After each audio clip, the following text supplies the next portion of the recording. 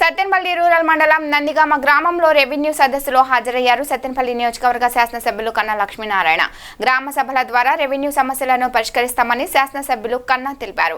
33 రోజుల పాటు జరిగే రెవెన్యూ సదస్సులను ప్రతి రైతు సద్వినియోగం చేసుకోవాలని కోరారు. ప్రజల సమస్యలు పరిష్కార దిశగా కూటమి ప్రభుత్వం పనిచేస్తుందని అన్నారు.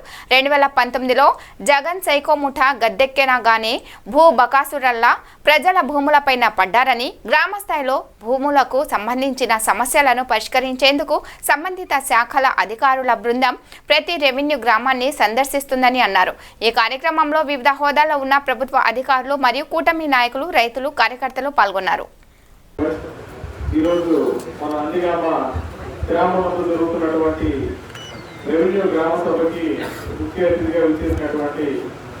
మన గౌరవ శాసనసభ్యులు ఎవరైతే తెలంగాణ కట్టి అప్లై చేస్తారో మళ్ళీ ఆ తక్కువ వీళ్ళకి కట్టి వీళ్ళకి వేయడంతో మళ్ళీ ఆ తర్వాత చాలా ఇంకా రెవెన్యూ మళ్ళీ చంద్రబాబు నాయుడు గారు వచ్చిన తర్వాత నిజమైనటువంటి గ్రామ స్వరాజ్యం తీసుకురావాలనేటువంటి ఉద్దేశంతో మనం గ్రామ సదస్సులు నడుపుకున్నాం. ఒకసారి గ్రామ సదస్సులో అభివృద్ధి కార్యక్రమాల గురించి చర్చించుకొని ప్రతి గ్రామానికి కూడా అభివృద్ధి కార్యక్రమాలు మనం పెట్టుకున్నాం. ఆ రోజున గ్రామ సభల్లో చర్చించుకొని అలాగే ఇవాళ మీ గ్రామంలో అయితే సాధ్యపడదు, కానీ చాలా గ్రామాల్లో ఈ భూ సమస్యలు చాలా ఎక్కువగా ఉన్నాయి. ఏదైతే ఎవరైతే ఈ వైసీపీ నాయకులు అందరి భూముల్ని దొంగిలించాలనుకున్నారో ఆ దొంగిలించడానికి అవకాశం ఉన్నటువంటి గ్రామాలన్నింటిలో కూడా వాళ్ళు ఈ 2018 నుంచి 24 వరకు కూడా ఒకళ్ళ భూమిని వాళ్ళ పేరు మీద రాయించుకున్నటువంటి అనేక సందర్భాలు ఉన్నాయి.